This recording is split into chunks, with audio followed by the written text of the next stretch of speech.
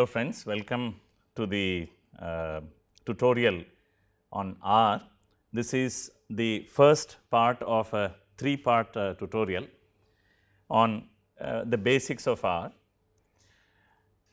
Of course, R is a language that has many features to it, and it will not be possible to go over all the features, but in this 3-part tutorial we will try to demonstrate some of the most basic operations and features that we would repeatedly use.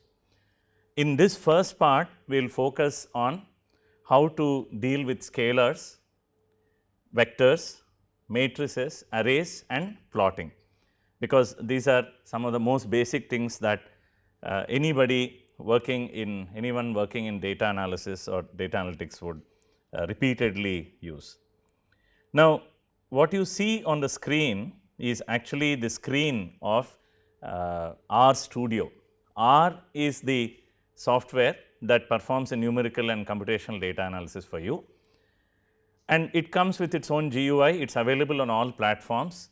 The link to downloading R has already been given in the class notes, but of course, you can always search for it and you will quickly reach the website. There is a comprehensive R archive network, and that is the website for CRAN, as it is known shortly, which offers all the binaries for R on all 3 platforms, namely Windows, Linux and Mac OS. I am using a Mac here, and therefore, I have downloaded the R corresponding to the Mac OS version, and I have already installed R. And as I said earlier, R comes with its own GUI, but I would prefer to use another graphical user interface, which is customized purely for R, and this is known as R Studio. It is used worldwide by many users. And let me also tell you before I jump into R Studio, that R is a free and open source software maintained and developed by dedicated volunteers and dedicated community across the globe. There is a very nice and active forum that where you can post your questions, you can subscribe to the digest and so on. So, we will not go in the direction right now. Let us quickly get on to how to perform some basic operations in R. So, coming back to R Studio, the screen that you see is that of R Studio.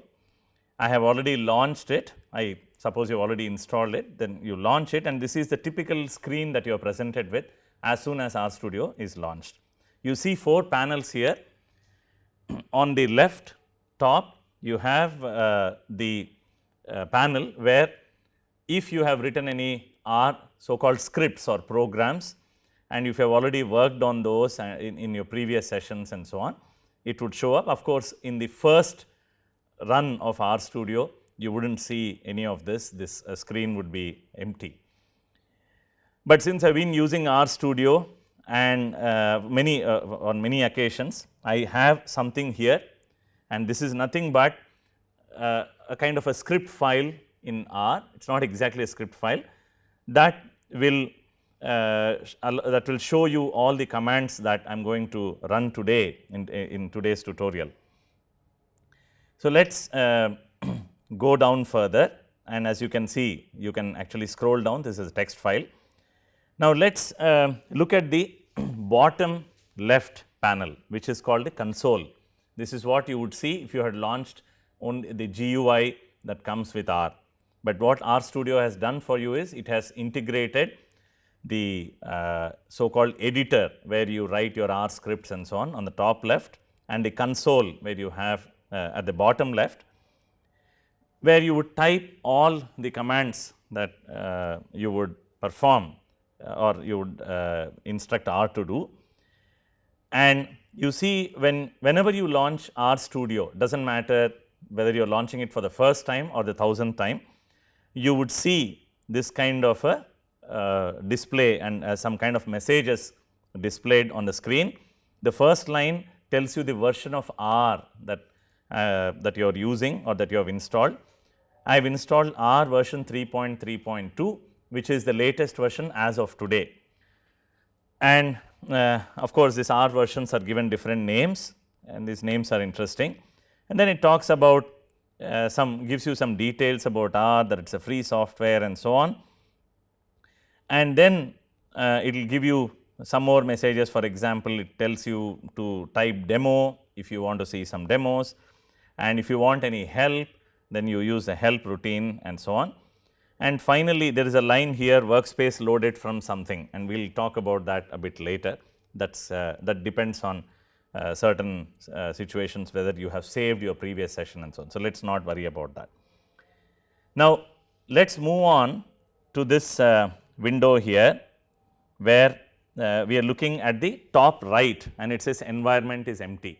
So, this panel allows you to view the variables and also allows you to view the files in a particular directory that you choose to, right. And so, right now I am actually looking at the environment. Environment is a place where all the variables that you would create and work with are listed, and history is the other panel which shows the history of commands. I have been using RStudio for a while. So, you see a history of commands here, and then as I said previously, you can see the list of files in the current working directory. You can also change the working directory. Now, we will keep coming back to this panel as and when it is needed. And now, we come to the last panel here, which is the bottom right, where you would see different things being displayed depending on what you want. The first tab on this panel shows plots, right, where all the graphics are displayed. Whenever you generate a plot, you would see it on the screen, and of course, we will go through that in this tutorial. And then there is a tab called packages, which lists all the packages that are installed in your R and R libraries. Now, what we mean by packages is a set of modules, a set of routines packed in a certain module. When you install R, there are some basic packages that are installed, like stats package, for example, that performs statistical analysis and so on. Apart from that, you may need additional packages to do to carry out certain data analysis operations, which may not be a part of the base package. These additional packages, so called user contributed packages, can be downloaded from the CRAN website. When you go to the CRAN website, you would see on the left hand side a link to packages, and there are about 2000 plus packages as of today. Some of these packages are really well written, and depending on your needs, you can download the package. And remember, there may be more than one package that meets your needs. So, you may have to evaluate which one suits your needs best. And whenever you install a package, which is fairly easy to do through RStudio interface, it would also ask you whether all the other dependent packages have to be installed. So, when a package is written in R, it assumes that you have already installed a few other packages, and if not, then you have the option of installing them simultaneously as you are installing this new package.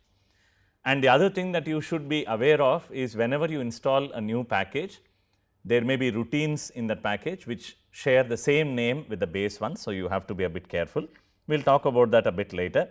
And then the third tab, which is perhaps one of the most important things, is the help viewer, where any help that you ask for on a particular routine is displayed with the syntax, the description of the routine, references, and a few sample usage and so on. So, you should get used to this tab. This is one of the tabs that you will visit most often. And then there is something called viewer. We will not worry about that at this moment. So, hopefully, now I have given you a very quick tour of the panels of RStudio. Now, let us get into R itself. I am going to clear the screen. I am coming to this console here, console window, where we will run a few commands, and I am going to clear this display.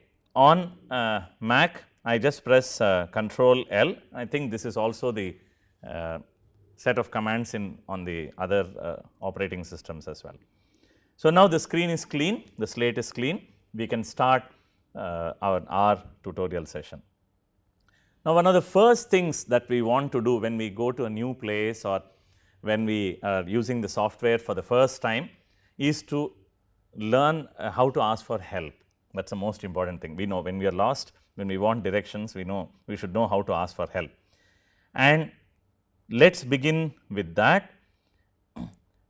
So, I will right now you see I am scrolling the top window here, where I have, as I have said earlier, the set of commands that I am going to run today.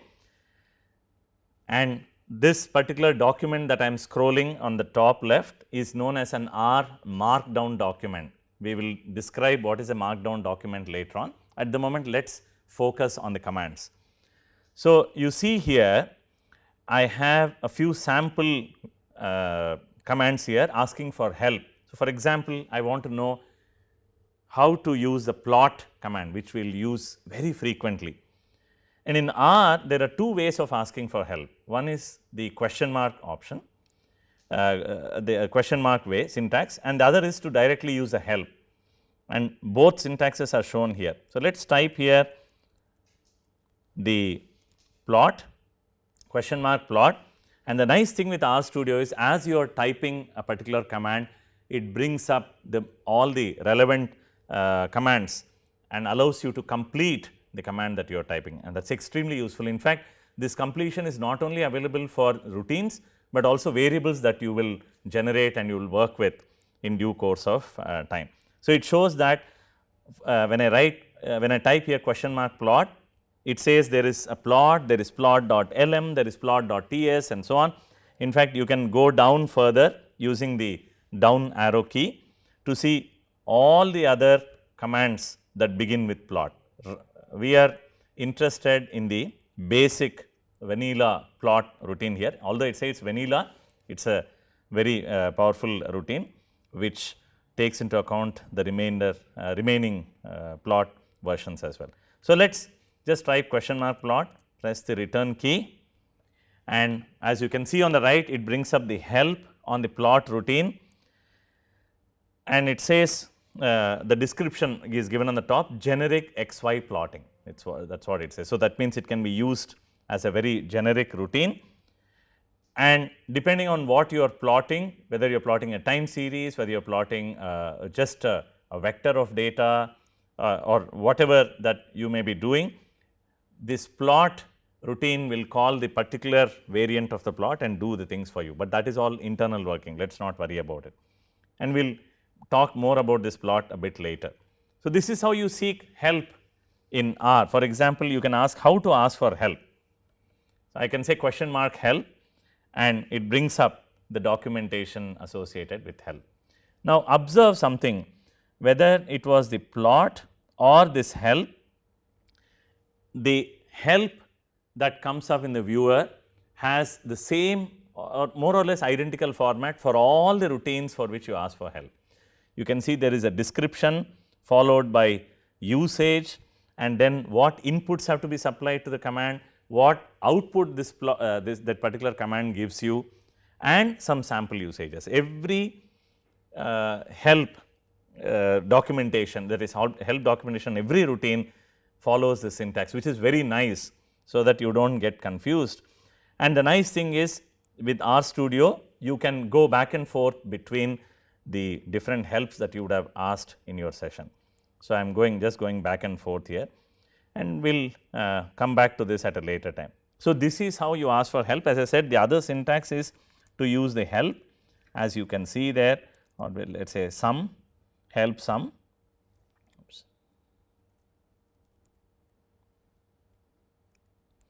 So, sum is a routine in R which sums up the elements in a vector. It can even work on matrices, but anyway, so it has brought up now the help on sum. So, there are two different ways. I prefer the question mark one because it saves a lot of my time, and it is also easy on the fingers. Now, I have been typing these routines, but I could always go back to this so called markdown file or even a script file, and I can run that particular line from straight away from RStudio without having to retype. So, for example, here I am at this line number 40, which has this command question mark plot. I do not have to type this, I can simply go to run on top of this window, I place a cursor there, and when I say run here, it runs that particular line. So, you can see that. So, I do not have to really type the commands always, I can have them typed offline, or I could use this for repeated usage. That is the advantage of working with script files or markdown files and so on, where you can run routines or commands that you would repeatedly use. All right. So, hopefully now things are clear on how to seek help, and many a times you would go through this process of seeking help. So, let us now go through the most important and basic operations, which is that of working with scalars. As you know, unlike very structured languages like C, Fortran and Pascal, our software does not ask you to declare variables before. You can declare variables on the fly, you can assign them, they can be of any type and so on. So, here I am creating variable x and assigning a value of 100 to this variable x, and then from this x I am generating a new variable y, which is x plus 1. So, as I said earlier, I could type here x equals 100, or I could just simply set run there.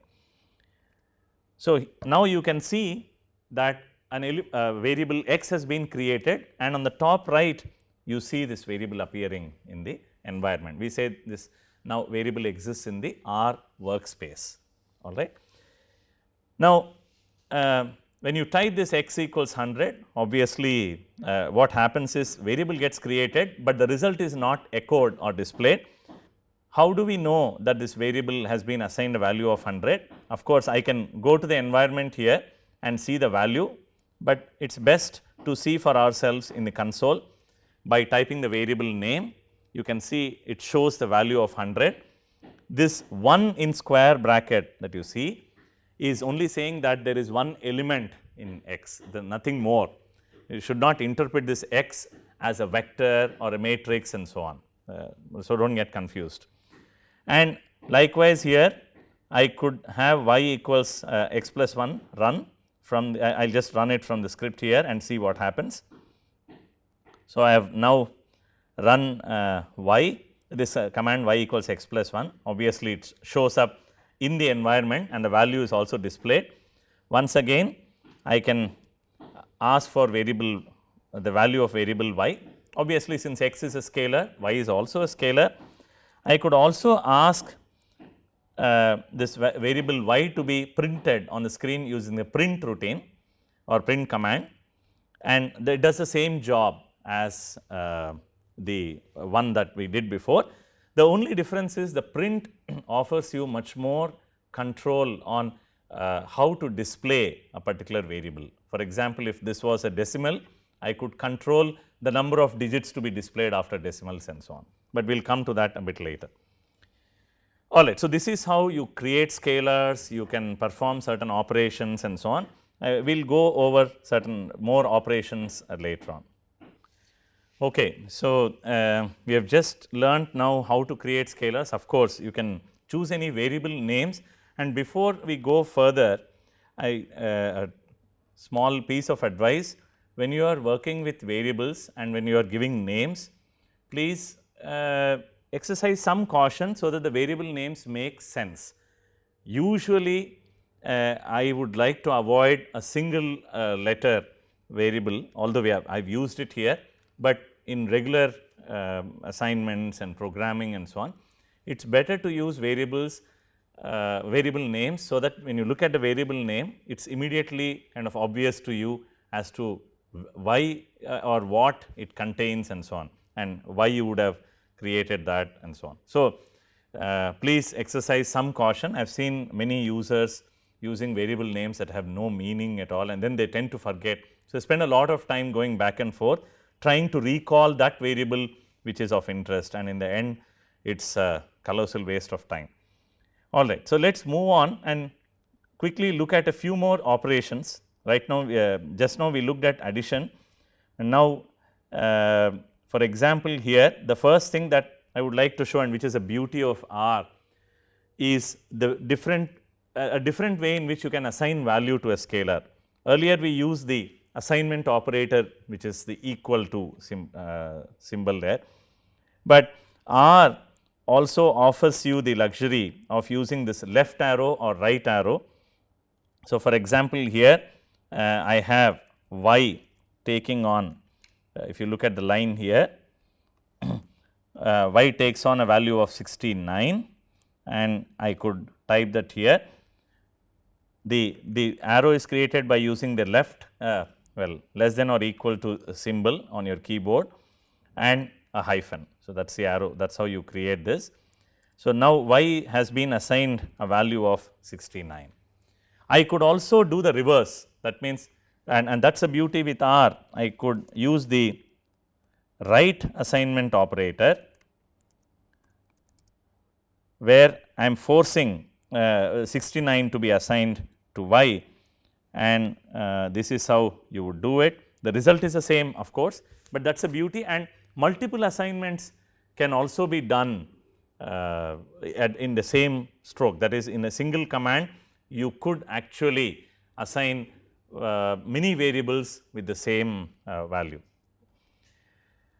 So, let us move on now and look at some operations. Let us look at this here, for example, x plus y. I have called this as sum x y, right. That is a variable in which is going to be stored. So, we can do this sum x y, I can use this x plus y.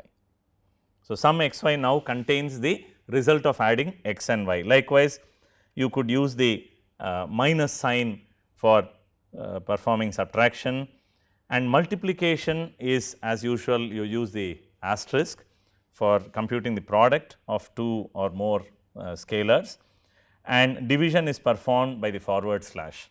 So, if I were to look at this here, div x y is x divided by y, I could do that, and there are many more operations that you could perform. For example, you could square x here. So, I can say x square equals x raised to 2, this is a shift 6 on your keyboard, there is a caret, essentially the caret symbol, and 2. So, of course, you could raise it to other powers as well, that is what it tells you.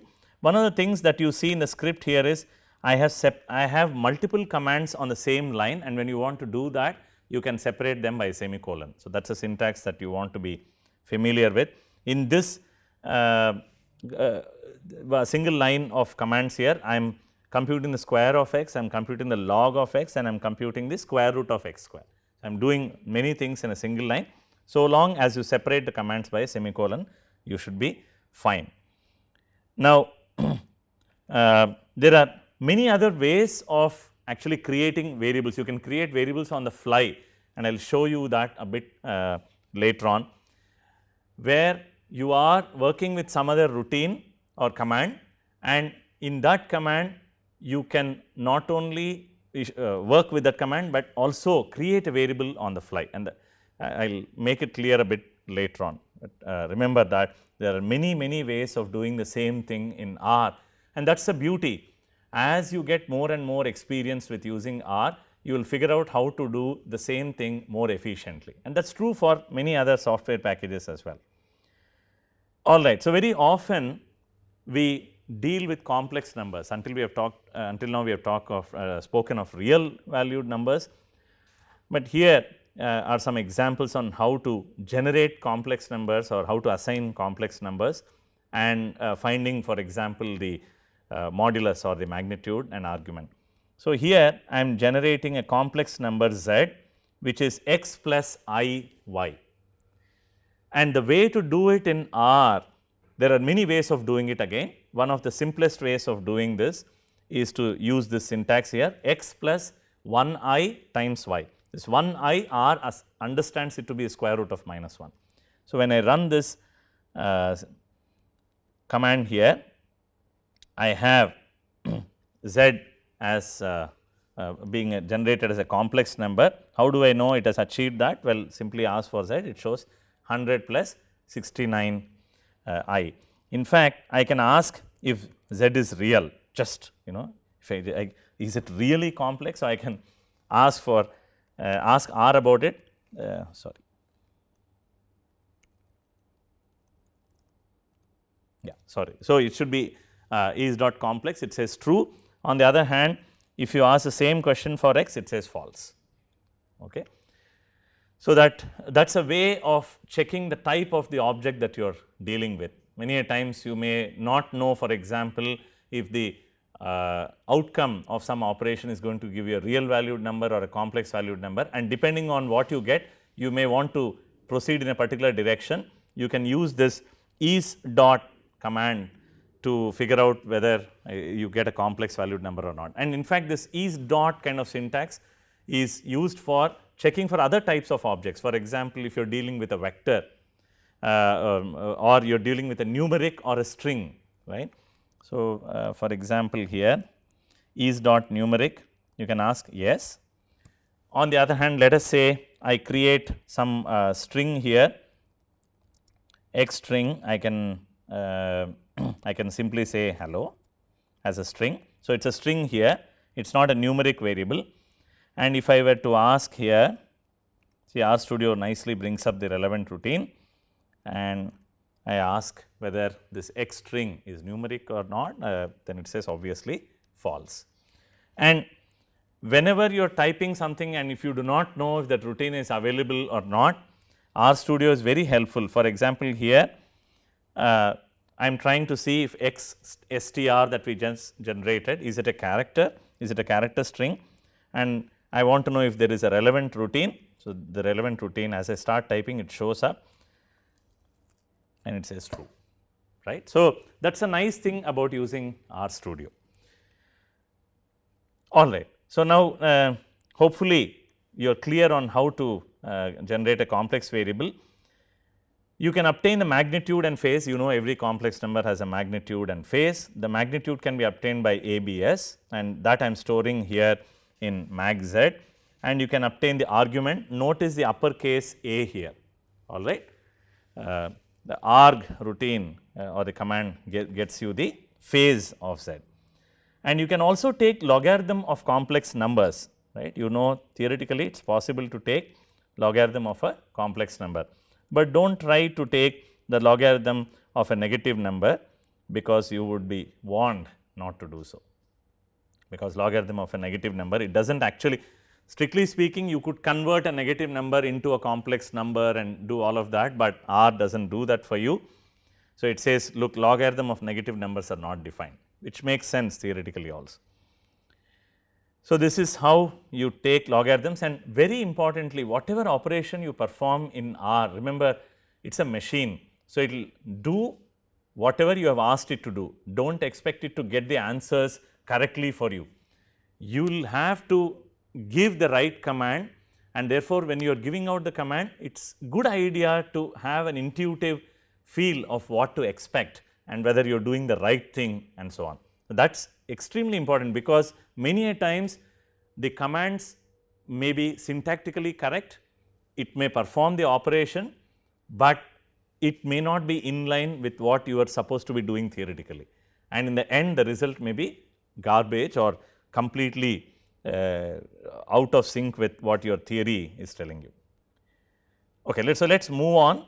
I have spoken about this printing values to the console. We have gone through the print command, and as I said earlier, you could use print to control the display of the numbers or the variables that you are displaying. For example, if I had let us say a decimal valued number 3.245, and if I were to ask for the print of xd, it will give you 3.245.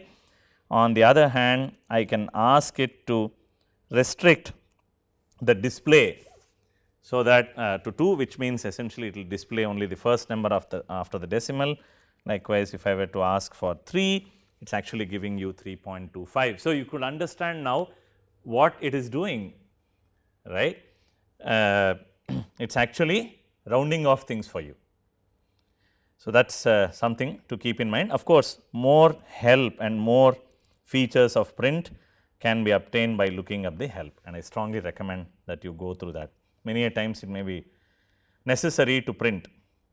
Okay, so, now let us move on to vectors. Of course, if you have any questions on this, you can always post them on the forum.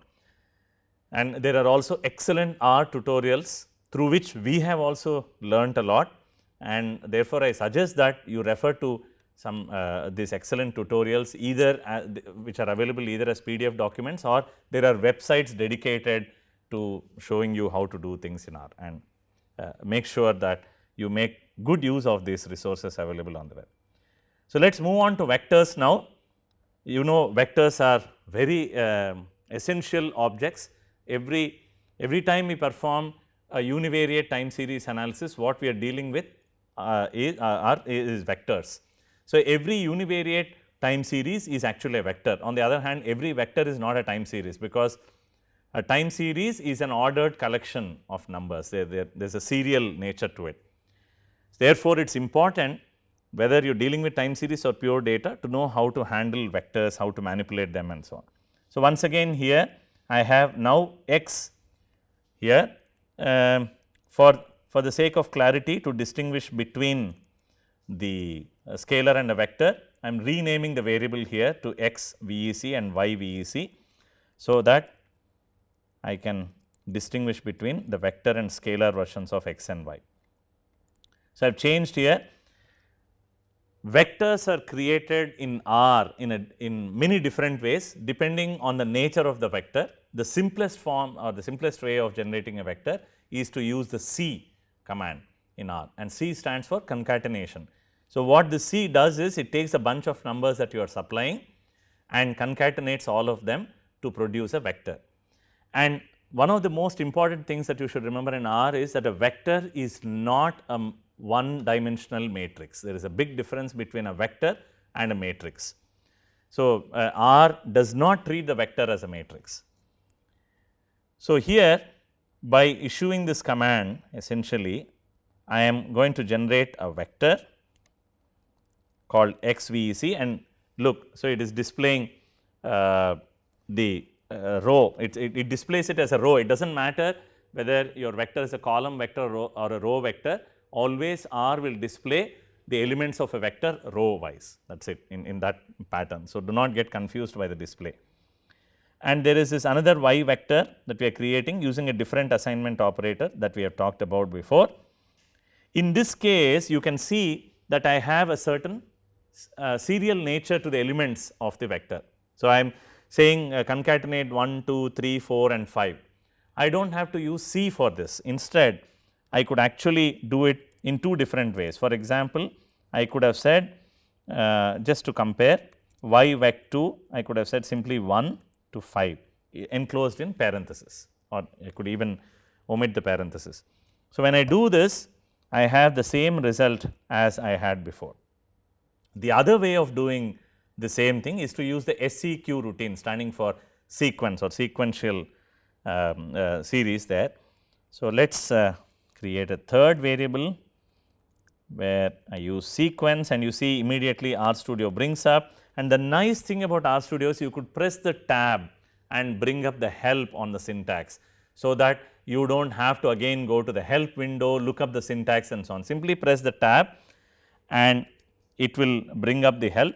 So, the minimum things that have to be specified in sequence is what is the first element of the sequence, and then you can specify either the last element or you can specify the increment in the sequence and then specify the number of elements. So, you see it needs to know the first and the number of elements and by how much, then it will figure out what is the last element, or you specify the first and last element and the increments and it figures out how many elements. So, here I have already specified the beginning element. Now, I can specify the last number, or I can specify the increment and the length as to how many elements I need. I know there are 5. Typically, it is easier to specify the last element rather than the length, but anyway there are occasions where you would be required to do this. So, now let us see what y vec3 contains. It contains the same result or the same elements that you had done before. So, you can see there are many different ways of doing the same thing, and you have to figure out which is the smartest way of doing it. In this case, of course, 1:5 is the simplest, but in many situations like this, it may be a good idea to use SEQ when you know there is a sequence and you want to specify particularly the increment. The 1:5 here syntax does not unfortunately allow you to specify the increment. It always assumes that the increment is 1. Suppose I want to increment in steps of 0.2, then it's the best thing to do is to go back to this, and it's hard to calculate how many on the fly. So, let us specify the last element and say that now I want in increments of 0.2, but up to 5. So, when I do that, obviously the number of elements is going to be more than before, and you can see the outcome here. So, this is a very nice way of generating a vector. And you could concatenate vectors, and once again you use the C command here. So, let us get back. So, there is a zvec essentially is now a result of concatenating x vector and y vector, and when I do that, you must guess already how many elements should be contained in z vector. It should contain 10 elements, and you can see that it has done that. In fact, you can ask for the length of z vector, and on the other hand, if you were to ask for the dimensions that you would normally ask for a matrix, it would report null. The reason is R does not treat vectors as matrices. So, if you want to know the length of the or the number of elements in a vector, use the length routine. Obviously, once having generated a vector, we want to access the elements of a vector, and in R the syntax is to use a square brackets. So, if I want the 4th element of this x vector here, then I can ask here x4, I have just changed the variable name. So, I can run this, I do not need a semicolon.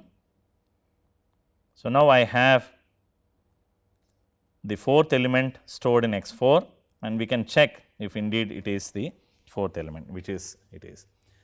And there are certain powerful ways of accessing the elements of a vector. For example, you let us say you want to take the subset of the elements, you only want the 2nd and the 5th element, then you could use this syntax here. So, let us here say x25, and so it is only extracting the 2nd and 5th. We can run this. So, you can see here that it has run the operation, and you can ask what are. So, obviously, the result of this operation is again a vector, because you are asking subset of a vector.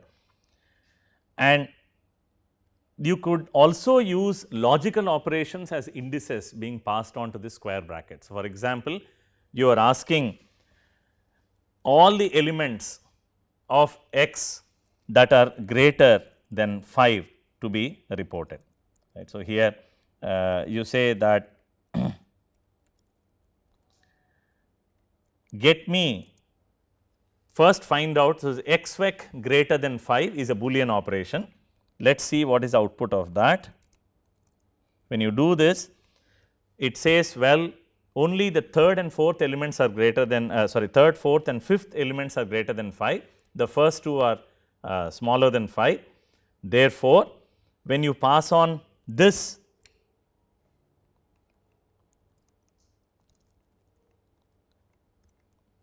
outcome or this output result to the index of x vector, you can see it has actually gotten you those elements only. So, the first operation gets you the result of the Boolean operation, the first outcome, and then the second one extracts those elements for you. And here of course, we are storing it in R. Everywhere in this sorry, in this file that I am scrolling through, you see a hash symbol. This hash symbol in R is used for placing some comments, and that is a good practice. In any R script file that you write, it is a good idea and practice to write at least a few words on what it is doing. Of course, you do not want to do this for every line, and at the same time you also do not want to write stories and stories on what you are doing. You do not have to write the full assignment for it and so on. Just a single liner, one liner telling what is being done. Now, let us look at some more mathematical operations on these vectors here. Since x vector and y vector are of the same length, I can add them up, right, and let us say here x y add is the output, and here I can say x y product. Now, when you when you do the addition here, it is fairly obvious as to what R will do. It will just do an element wise addition, and remember, for it to be able to do this, the number of elements has to match. For example, here if I were to multiply, fine, sorry, plus, perfect, we know that this is what to be expected. On the other hand, if I were to do x vec plus y vec 3, it does give you a warning that the one vector is longer than the other. So, you do not want to get into such operations. And likewise, for product, this star here is essentially going to do an element wise product, and the result again is a vector. So, here let us do that. So, it has done an element wise operation here. The plus and the star, that is addition and multiplication, are all element wise, and likewise when you square a vector, we know that the square of a vector is not defined mathematically, right. Typically you would say if x is a vector, you would write x transpose x, but here in R, when you ask for the square of a vector, it takes a square of individual elements, and we can check that here. So, you can see that it has squared the elements, and likewise when you take the logarithm, it will take the logarithm of the individual elements and so on. So, please be sure when you are using the commands in R, whether it is performing an element wise operation or whether it is doing something else. One has to be careful with respect to that. You could also ask for summary. Many a times in time series or data analysis, we are interested in some summary statistics. What we mean by summary statistics is mean, median, variance, maximum value, minimum value and so on. So, I can ask for summary, for example, of x vec or y vec 3 and see what it gives you. Nicely, it gives you the minimum value, the maximum value, the first quartile, the median, the mean and the third quartile. We will talk about this summary a bit later on, but you could use this summary on vectors. Of course, it will make sense only when these numbers have come out from some experiment or they correspond to data. And you can also ask for specific statistics here such as mean, variance, maximum and so on, but we will not get into this. These are fairly straightforward. You can supply the x here to each of this and ask again here you want to use more careful variable names, so that when you look at the variable, it is kind of pretty clear to you as to what it is doing and what it contains, right. Okay. So, run this routines and try see for yourself what they give you, fairly straightforward. Now, one of the other things that you could do is you could also give names to elements of a vector. We have already talked about the length, that is not a problem. In fact, as I said, so let us go back one step here, and this is a nice example of dynamically creating a variable as you are performing some operation. So, here let us create a variable x vec 2 and I am also asking for the length of it. Before I begin, before I get into this syntax, I come to this step here, there is no variable called x vec 2, I am just creating it on the fly. So, asking for simply length of x vec 2 will actually invoke a warning, obviously, right, it will R will kind of scold you for doing this. On the other hand, I can create x vec 2 on the fly and I am just creating random numbers from a Gaussian distribution, and R norm is a routine for doing that in R. So, I am just creating drawing 4 random numbers from a Gaussian distribution and assigning that to x vec 2 and asking for the length of it. Obviously, the answer should be 4 and now it is fine. So, what R has done beautifully is it has created this variable on the fly, the variable called xvec2 on the fly for you, and then it has also performed the length, computed the length of it, which is kind of unique. You do not see that happening in a few other software packages. So, fine.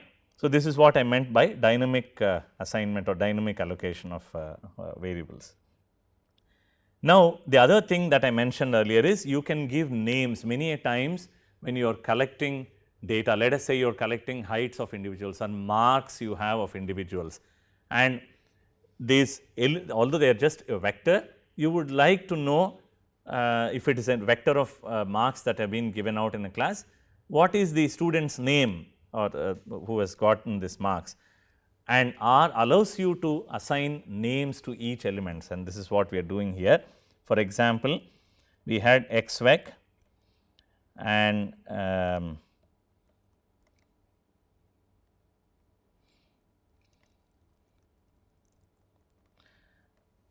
and now what we are doing in this line here is we are assigning names to xvec, the elements of x. Remember that actually let us do it for xvec2 because there are 4 here, fine. So, when I run this,